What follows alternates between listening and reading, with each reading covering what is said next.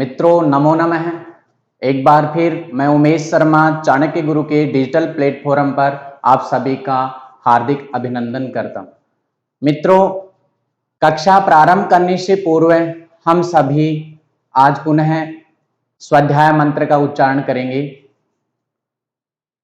ओम सहना भवतु सहनौ भुनक्तु सह वीर्यं करवावहै तेजस्विनावधीतमस्तु मा विद्विषावहै। ओम शांति शांति शांति। मित्रों, ये स्वाध्याय मंत्र इसलिए उच्चारण करवा रहा हूं मैं रोज कि आपका जो मानसिक तनाव है, इस समय जो मानसिक तनाव में आप ग्रस्त हैं, उसके लिए जरूरी है। और यदि आप इस मंत्र से सकारात्मक ऊर्जा ले रहे हो या फिर आप में सकारात्मक ऊर्जा आती है तो ये इस समय आपके लिए फायदेमंद है। चलो ठीक है, बात करते हैं। आज का हमारा जो टॉपिक है वो है हमारा उपजाति छंद का। लेकिन उससे पूर्व मैं आपको बताना चाहता हूं कि विगत कक्षाओं में हम पढ़ चुके हैं, आर्य छंद पढ़ चुके हैं। आर्य छंद के विषय में बताना चाह रहा हूं। मात्रिक छंद है, आपको बताया हुआ है, उसके विषय में लक्षण यस्या प्रथमे पादे द्वादश मात्रास्तथा तृतीयपि अष्टादश द्वितीय चतुर्थ के पंचदश सार्या। ये आर्य छंद का लक्षण मैंने बता दिया था आपको। इसके बाद में हम लौकिक छंद का जो दूसरा भेद होता है वार्णिक छंद, वार्णिक छंद के विषय में हम पढ़े। वार्णिक छंद का सबसे पहले हम छंद कौन सा पढ़े मित्रों? अनुष्टुप छंद। अनुष्टुप छंद के प्रत्येक चरण में 8 वर्ण होते हैं और कुल जो वर्ण होते हैं हमारे वो 32 वर्ण होते हैं। इसके बाद में अनुष्टुप छंद का लक्षण हमने जाना।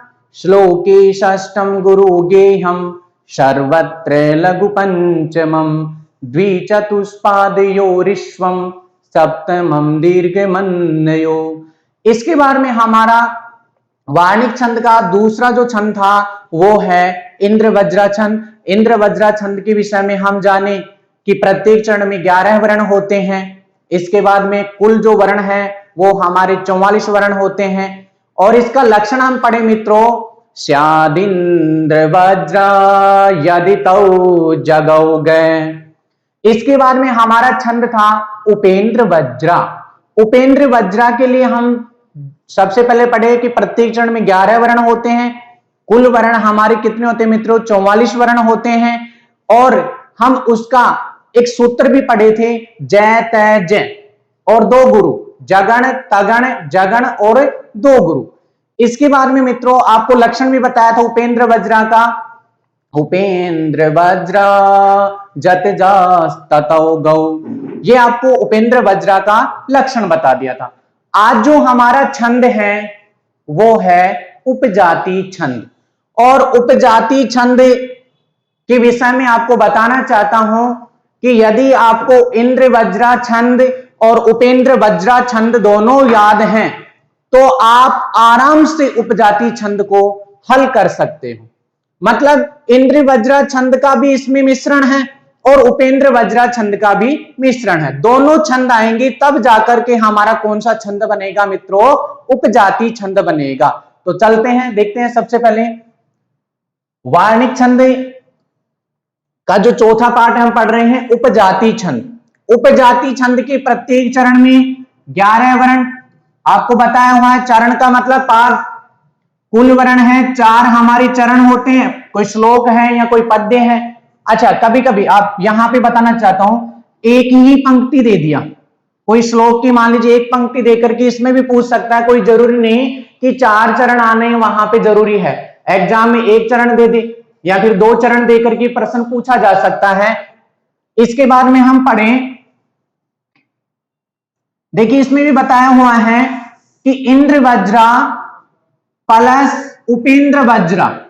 ध्यान से देखिए, इंद्र वज्रा प्लस उपेंद्र वज्रा बराबर उपजाति। यानी कि आपको यदि इंद्र वज्रा और उपेंद्र वज्रा छंद याद है तो आप उपजाति छंद को आराम से हल कर सकते हो। तो देखिए बात करते हैं कि इंद्र वज्रा के लिए बताइए लक्षण क्या बताया था, बताइए सभी। तो आप बताओगे स्यादिंद्र वज्रा यदि तौ जगोगे, ठीक है, शादिंद्र वज्रा यदि तौ जगोगे, ये तो था इंद्र वज्रा का।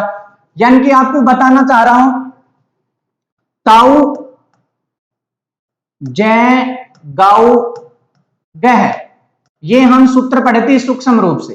ताऊ जगो गह यानी कि दो तगण, तगण फिर इसके बाद में तगण फिर जगण और फिर दो गुरु, ये किसका लक्षण था मित्रों, किसमें आ रहे थे, इंद्र वज्रा छंद में। उपेंद्र वज्रा की बात करें तो यहां पे बताना चाह रहा हूं आपको, पहले जगण जय तय जय, जगण फिर तगण और फिर जगण और उसके बाद में दो गुरु, यानी कि आपको बताना चाहता हूं दोनों ही छंदों में प्रत्येक चरण में 11-11 वर्ण होते हैं और यहां पे उपजाति छंद के भी प्रत्येक चरण में कितने वर्ण होंगे, 11 वर्ण होंगे और कुल वर्ण होंगे 44 वर्ण। लेकिन मित्रों यहां पे जरूरी है कि जो मान लीजिए 4 चरण आ रहे हैं, बताना चाहता हूं यहां पे ही 4 चरण आ रहे हैं या 2 चरण आ रहे हैं या फिर 3 चरण आ रहे हैं, उसमें आपको ये जरूरी है कि इन चरणों में चाहे एक जगह इंद्र वज्रा छंद का आ रहा हो, इंद्र वज्रा, फिर इसके बाद में उपेंद्र वज्रा आ रहा है, इसी प्रकार इसके नीचे भी उपेंद्र वज्रा, यानी कि 3 जो चरण हैं आपके वो तो किससे लक्षित हो रहे हैं, उपेंद्र वज्रा छंद से, और एक जो हमारा चरण है ये किससे लक्षित हो रहा है मित्रों, इंद्र वज्रा छंद से। तो ऐसी यदि स्थिति बन रही है तो वहां पे निश्चित तौर पे कौन सा छंद होगा, उपजाति छंद।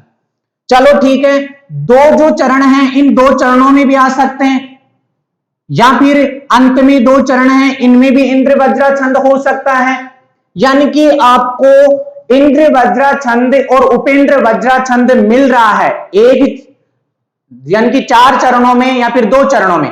हो सकता है कि यहां पे मैं 4 चरणों के विषय में बता रहा हूं आपको, लेकिन ये देखिए इन दोनों में ही ये 2 चरण है, पहला चरण है इसके बाद में दूसरा चरण है, माना कि यहां पे बता रहा हूं, अब इसमें पहला चरण है और ये दूसरा चरण, इसमें मान लीजिए इंद्र वज्रा छंद आ गया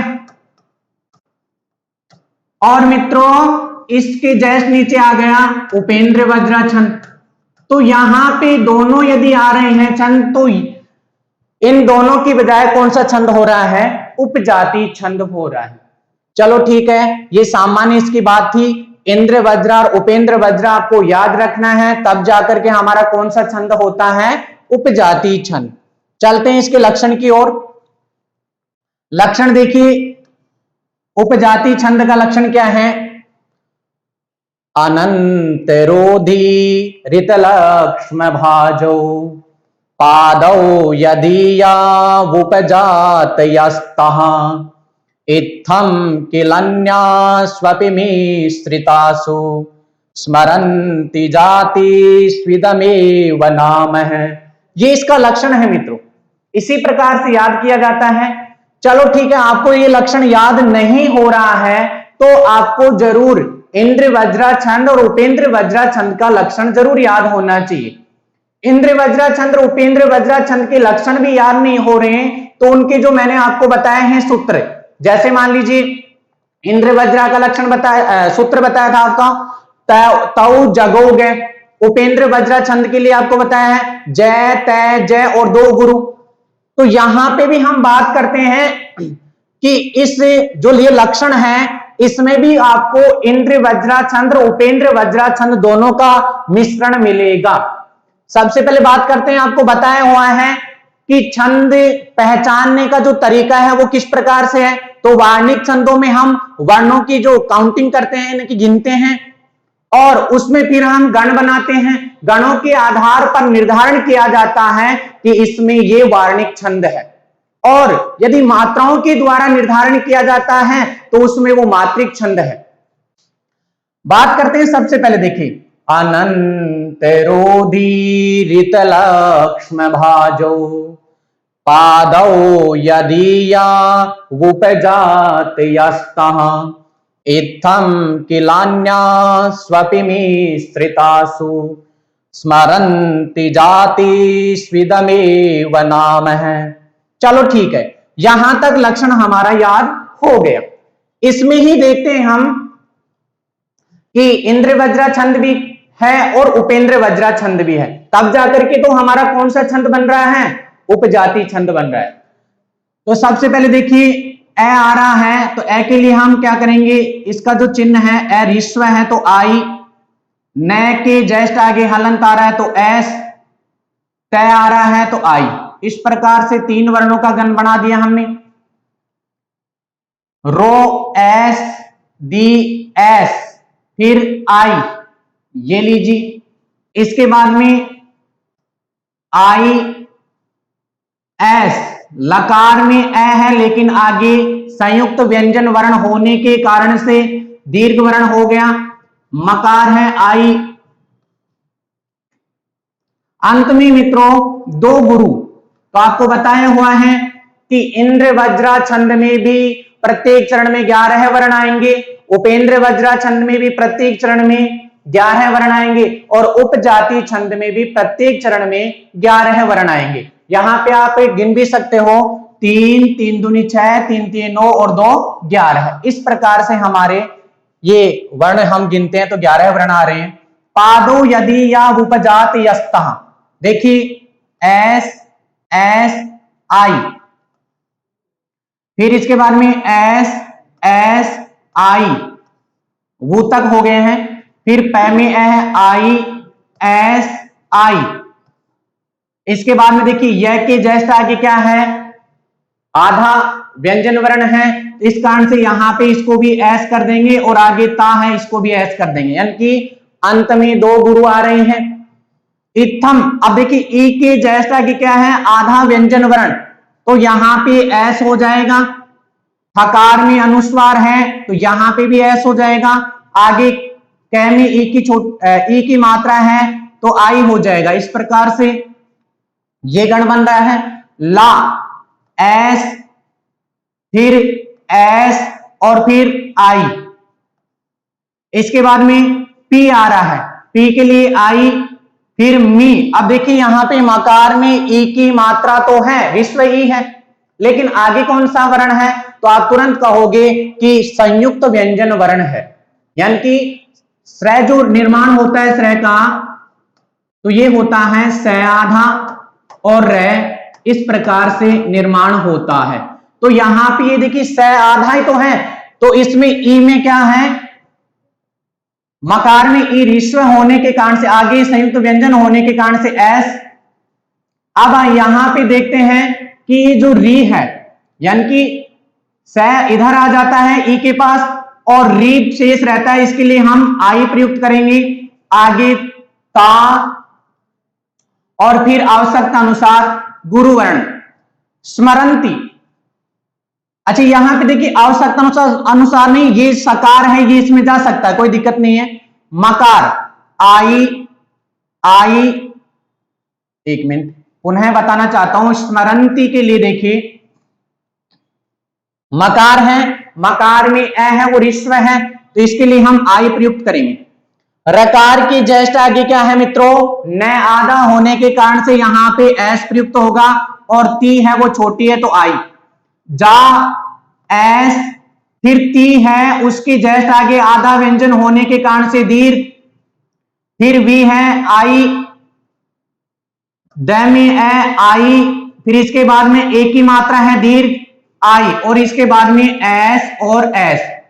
इस प्रकार से मित्रों यहां पे हम देखते हैं कि इस लक्षण में इंद्र वज्रा और उपेंद्र वज्रा छंद है या नहीं।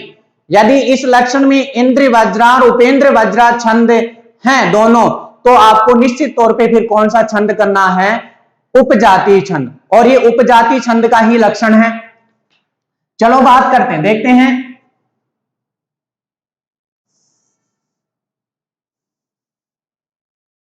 अब देखिए आपको बताया हुआ है इंद्र वज्रा के लिए, याद है आपको? चलो ठीक है, याद है तो अच्छी बात है। इंद्र वज्रा के लिए बताया तौ जगौ गह। अब बताइए तगण के लिए, तो आपको मित्रों सबसे पहले बताया हुआ है, यदि आप छंदों का कोई भी प्रश्न कर रहे हैं तो आप वहां पे तुरंत लिख लीजिए क्या, ये माता राजभान सलगा।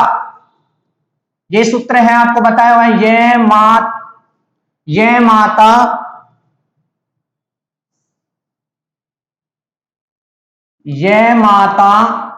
राजभान सलगा, ये सूत्र आपको लिख लेना है वहां पर।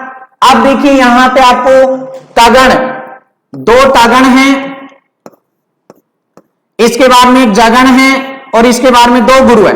तो देखिए तगण के लिए यहां पे जाएंगे, तीन का जो समूह बनाते हैं ताराज, ताराज के लिए जो चिन्ह प्रयुक्त होता है एस एस आई, नीचे तगण आ रहा है तो यहां पे भी S S I.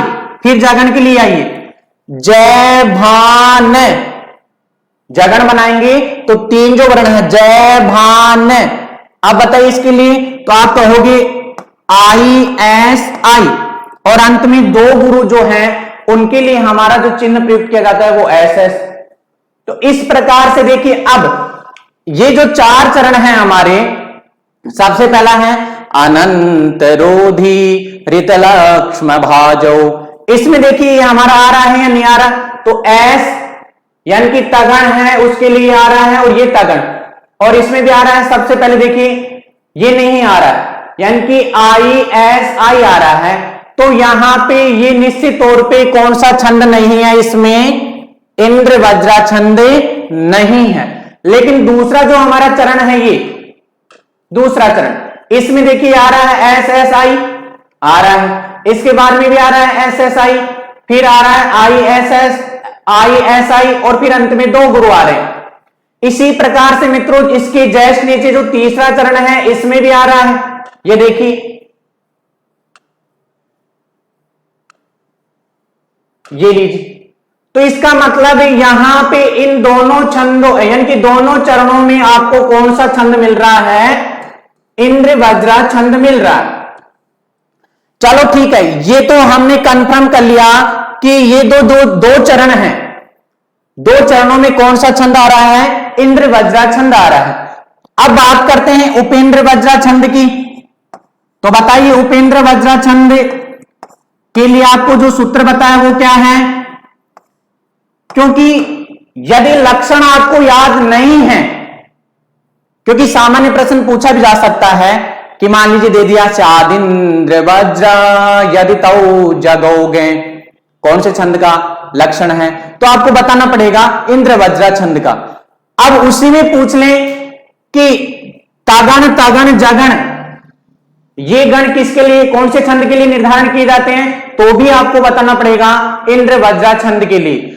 Upendra Vajra के लिए मैंने आपको सूत्र बताया जय तय जय, जतज दो गुरु। आप बताइए जगन के लिए, तो बार बार बनाने की जरूरत नहीं है क्योंकि जगन हम इधर पढ़ चुके हैं। ये देखिए जगन के लिए हम प्रयुक्त कर चुके हैं आई एस आई, तो यहां पे भी क्या हो जाएगा आई एस आई। फिर इसके बाद में तगन भी हम पढ़ चुके हैं, तो तगन के लिए मित्रों क्या हो जाएगा एस एस आई। इसके बाद में वापस क्या आ रहा है जगन, तो ये जगन के लिए वापस क्या हो जाएगा आई एस आई। इस प्रकार से यदि जो आ रहे हैं गण बनाते हैं उसमें ये चिन्ह आ रहे हैं, तो इसका मतलब ये कौन सा छंद हो जाएगा मित्रों, उपेंद्र वज्रा छंद। तो बताइए अब सबसे पहले देखिए अनंत रोधी ऋत लक्ष्म भाजो, इसमें आ रहा है आई एस आई, यानी कि ये हो गया हमारा जगन। इसके बाद में देखिए तगन आ रहा है एस एस आई, तगन हो गया। फिर वापस कौन सा हो रहा है जगन हो रहा है, और अंत में कौन से आ रहे हैं दो गुरु। इस प्रकार से जो पहला चरण है ये कौन से छंद का है मित्रों, उपेंद्र वज्रा छंद का। और अंत में जो चौथा है हमारा चरण उसमें भी देखिए सबसे पहले क्या आ रहा है जगन आ रहा है, उसके बाद में तगन आ रहा है, उसके बाद में जगन आ रहा है और अंत में दो गुरु आ रहे हैं मित्रों।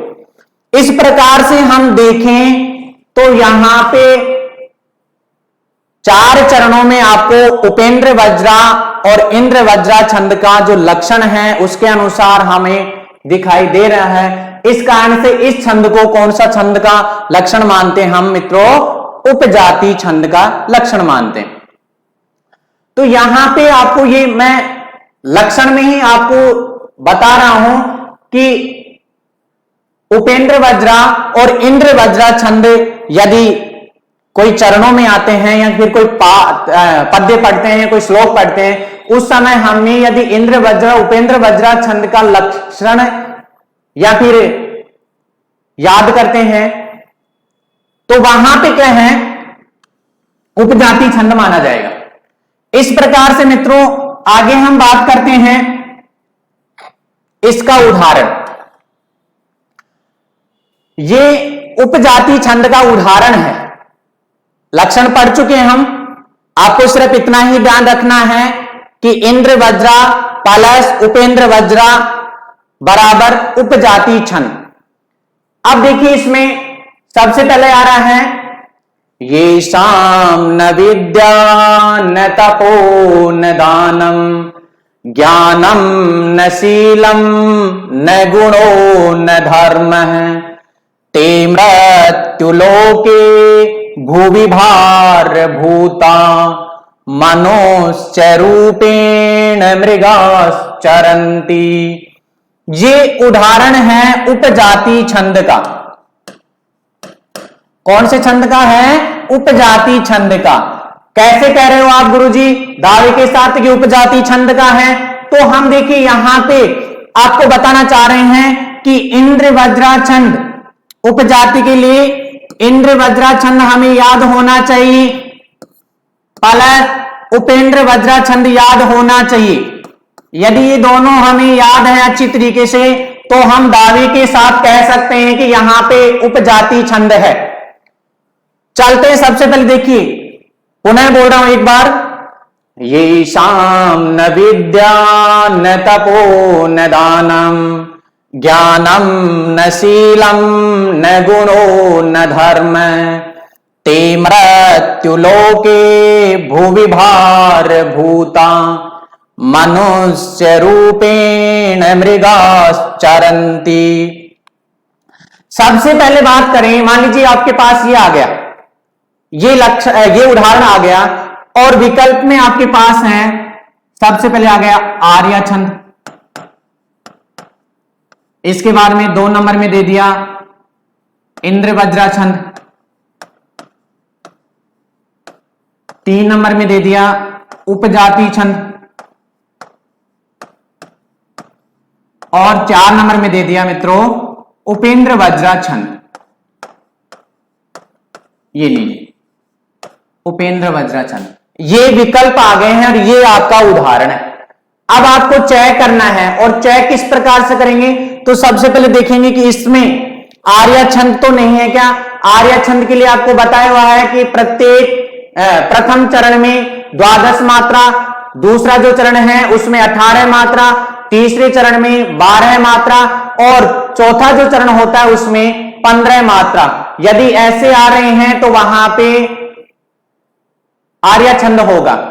इसके बाद में यदि मान लीजिए आर्या छंद का लक्षण उदाहरण नहीं है तो इंद्र वज्रा छंद की ओर चलते हैं।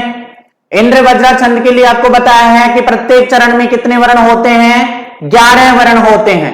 तो 11 वर्ण 1 2 3 4 5 6 7 8 9 10 11 बिल्कुल सही आ रहा है। उपजाति छंद के लिए भी प्रत्येक चरण में 11 वर्ण आते हैं और उपेंद्र वज्रा छंद के लिए भी मित्रों प्रत्येक चरण में कितने वर्ण आते हैं? 11 वर्ण आते हैं। अब यहां पे तो हमें संशय हो रहा है कि इंद्र वज्रा छंद होगा या उपजाति छंद होगा या उपेंद्र वज्रा छंद होगा, क्योंकि 3 हमारे पास विकल्प शेष रह रहे हैं। आर्या छंद के लिए हमने कर लिया कि इसमें नहीं है आर्या छंद, लेकिन तीनों छंदों में प्रत्येक चरण में 11 वर्ण ही आते हैं। तो इसके लिए हम सबसे पहले चलते हैं इंद्र वज्रा छंद की ओर।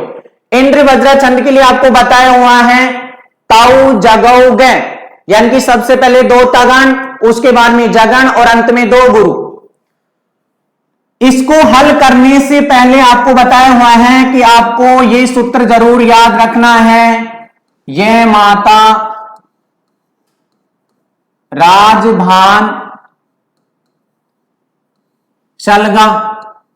यदि इस सूत्र का प्रयोग करोगे छंदों में तो आपका जो वार्णिक छंद है वो बिल्कुल सही होगा।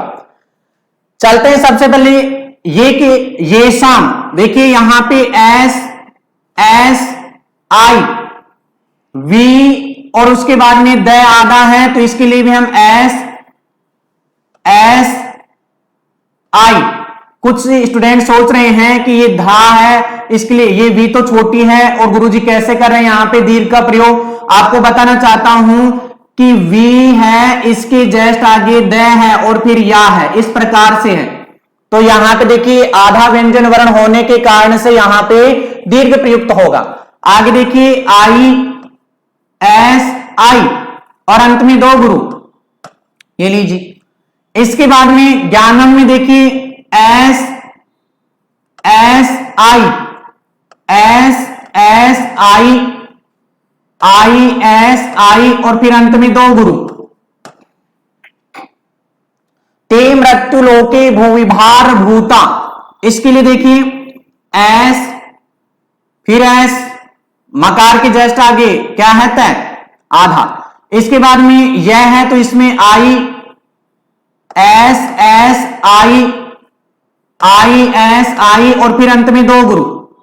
मनुष्य रूपेण मृगा सरंती, इसके लिए देखिए आई एस आई, मकार में ए है वो ऋस्व है, नो में नो के जस्ट आगे क्या है स आधा तो दीर्घ हो जाता है। यकार य में ए है तो ऋस्व ए के लिए हम क्या प्रयुक्त करेंगे आई का चिन्ह।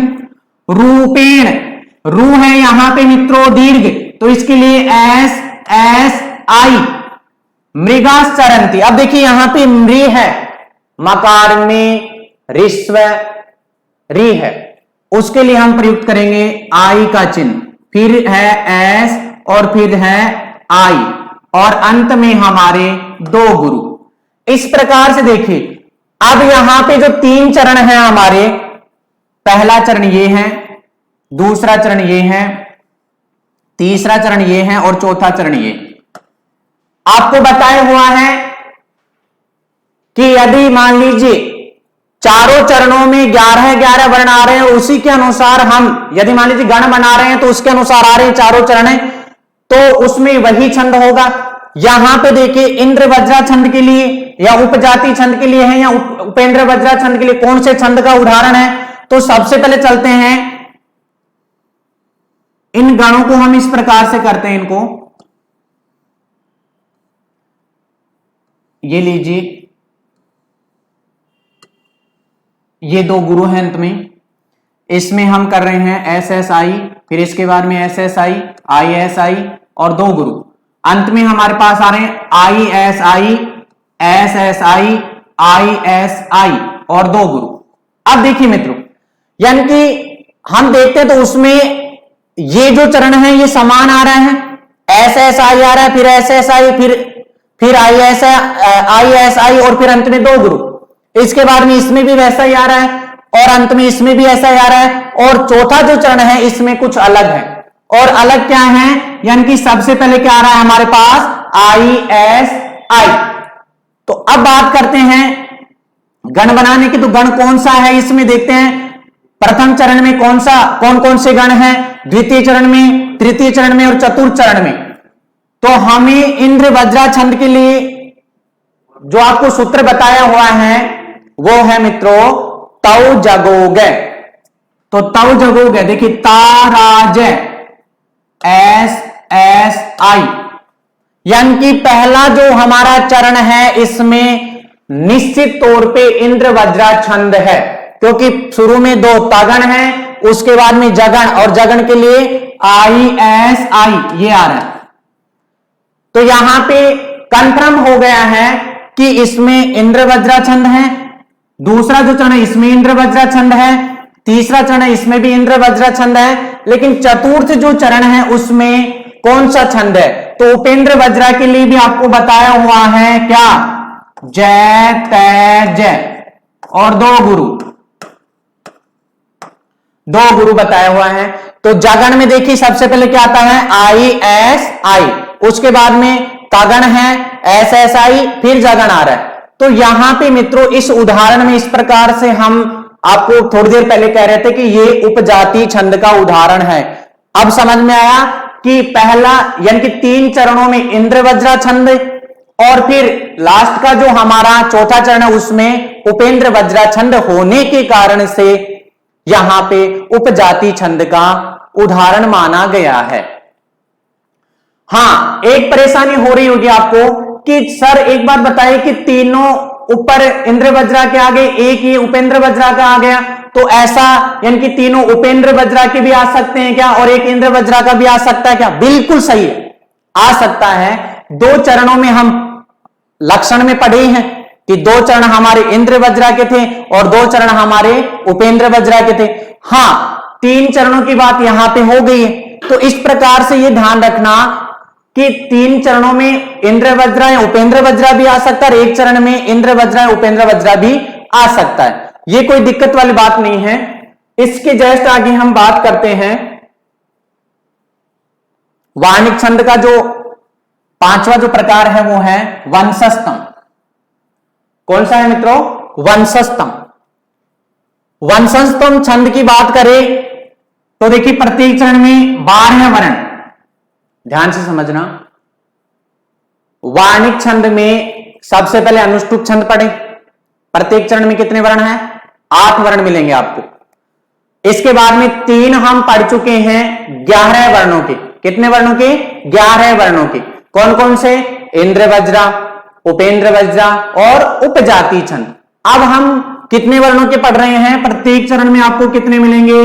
12 वर्ण मिलेंगे, और कुल वर्ण हमारे मिलेंगे आपको 48। चलो ठीक है जी, सूत्र की बात बाद में करेंगे, पहले लक्षण पे आ जाइए। लक्षण में क्या बता रखा है? वंशस्तम जो छंद है उसके लिए जतौ तु वंशस्तम मुदीरितम जरो। क्या बताया है? जतौ तु वंशस्तम उदीरितम जरो। अब यहां पे देखिए सबसे पहले 12 है, इसमें वर्ण गिनते हैं तो 1 2 3 4 5 6 7 8 9 10 11 12 12 वर्ण मिल रहे हैं। 12 वर्ण मिल रहे हैं तो इसका मतलब वंशस्थ छंद हो गया। चलो बात करते हैं कि जतौ जरो क्या है, तो आगे लिख भी रखा है कि सबसे पहले आपको क्या मिलेगा? जगण, फिर क्या मिलेगा? तगण, और फिर क्या मिलेगा? जगण, और फिर उसके बाद में रगण। यानी कि आपको यदि ये लक्षण याद नहीं हो रहा है तो मित्रों आप इसके द्वारा भी वंशस्थ छंद को पहचान सकते हो, और उसके लिए आपको याद क्या करना पड़ेगा? जतौ जरो, यानी कि जो चरण होगा उसमें पहले जगण मिलेगा, उसके बाद में तगण मिलेगा, उसके बाद में जगण मिलेगा, और अंत में क्या मिलेगा मित्रों? रगण मिलेगा आपको।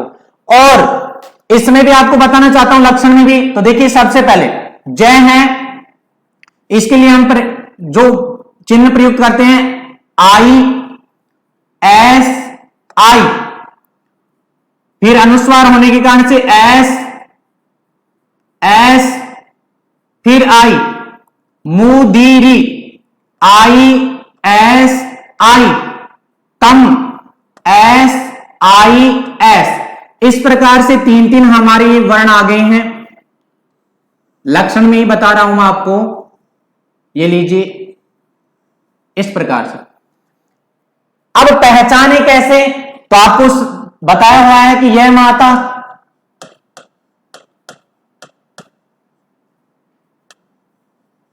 भान सलगा।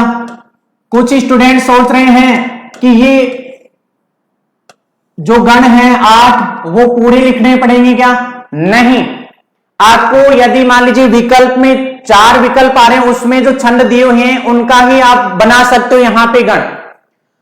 तो इसमें देखिए हमें सिर्फ गण बनाने हैं, जगण, तगण, जगण और रगण।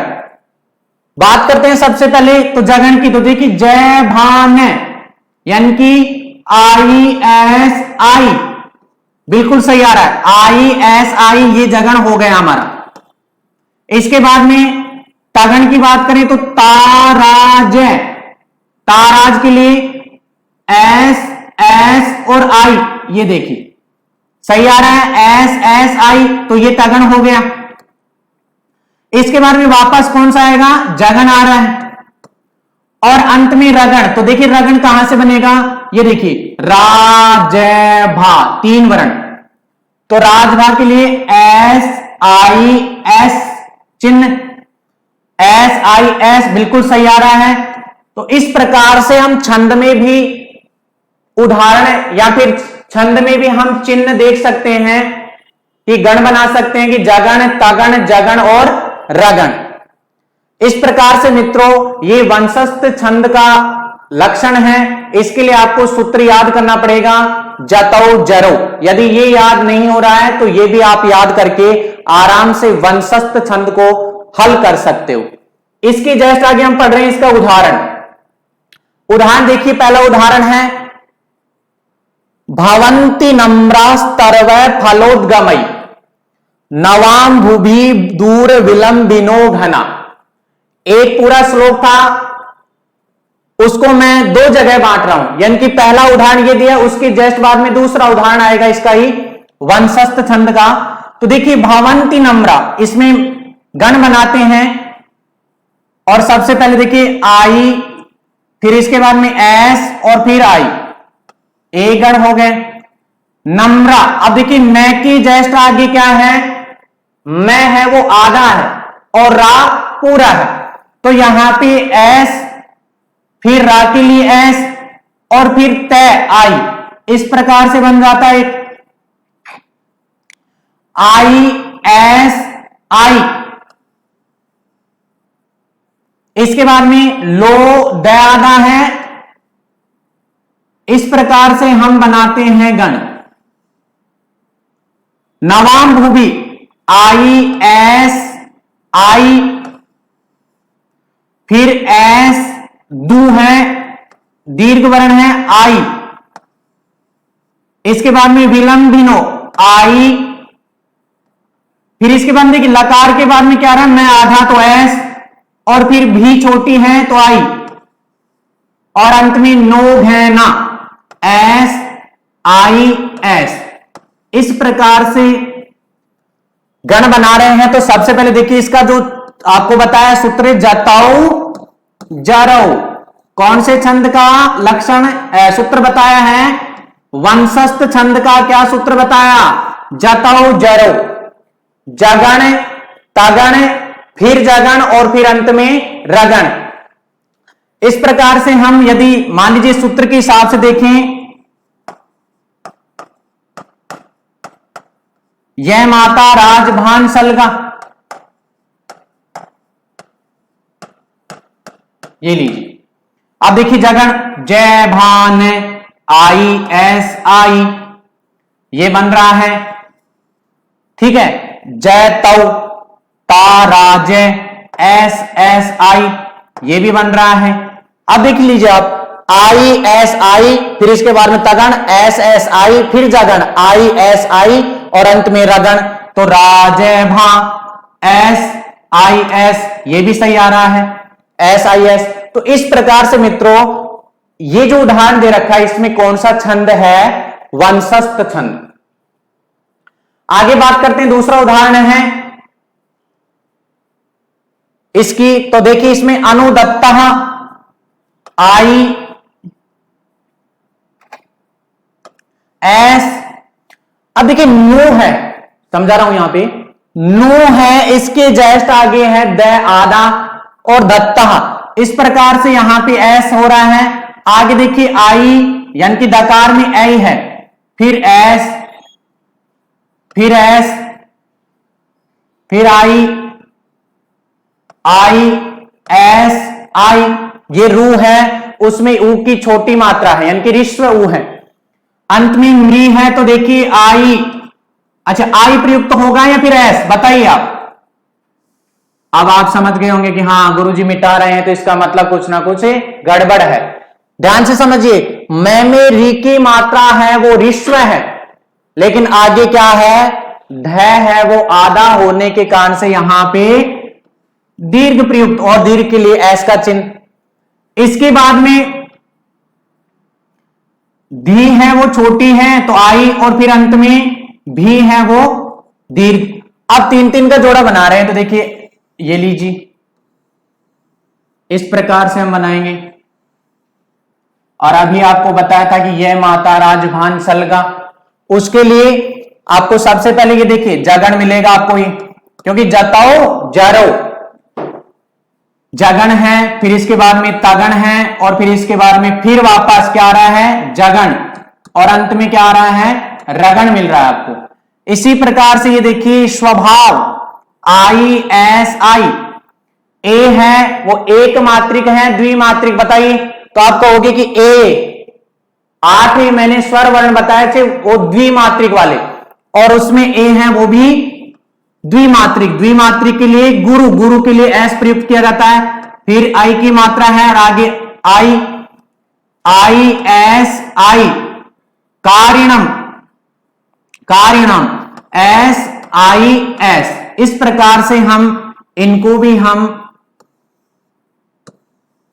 गण बना करके देखते हैं, तो ये जगण है, फिर इसके बाद में तगण आ रहा है, ये तो हम इंद्र वज्रा उपेंद्र वज्रा छंद में भी पढ़ चुके हैं। इसके बाद में वापस जगण आ रहा है, और आज हमारे लिए ये रगण है, ये नया गण आया है, तो उसके लिए एस आई एस प्रयुक्त होता है। इस प्रकार से मित्रों आज हम वंशस्थ छंद तक पहुंच चुके हैं। हमारी आगे जो नेक्स्ट क्लास होगी उसमें हम 12 वर्ण की भुजंग प्रियातम छंद है, या फिर 14 वर्ण के वसंत तिलका छंद है, 15 वर्ण के मालिनी छंद है, इत्यादि छंद और पढ़ेंगे। धन्यवाद।